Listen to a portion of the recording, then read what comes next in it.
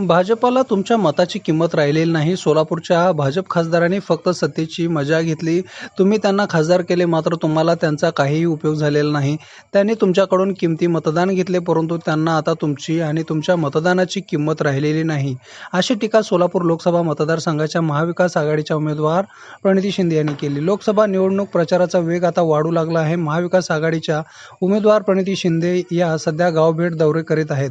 मंगळवारी त्यांनी अक्कलकोट तालुक्यातील निमगाव, बनसगोळ, भोसगा, तोरणी, संगोगी, हाललगी, मिंजगेर गावभेटीचा दौरा केला. यावेळी त्यांनी भाजप सरकारच्या फसव्या धोरणांविरुद्ध सडकून टीका केली.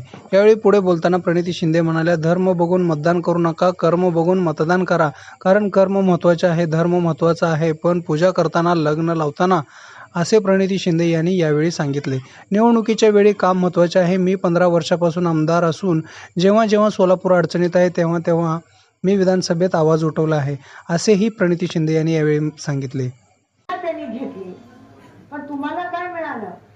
आणि दोन्ही खासदार सोलापूरचे आणि अक्कलकोटचे, बरोबर का नाही? तुम्ही त्यांना ओळखत नव्हता, त्यांचं काही काम नव्हतं, त्यांचा अनुभव नव्हता, तरी तुम्ही त्यांना मतदान केलं. किती मोठ्या मनाचे तुम्ही! एकदा नाही दोनदा केलं, पण त्यांनी खासदारकी वाया घालवली ना. त्यांनी सत्ताधारी पक्षाचं खासदार बनणं किती काय करू शकले असते. कोट्या मला फसवण्याचं काम केलं, शेतकऱ्यांच्या पोटावर पाय दिला. लोकशाहीमध्ये ह्याच्यापेक्षा जास्त पाप काय असू शकतं?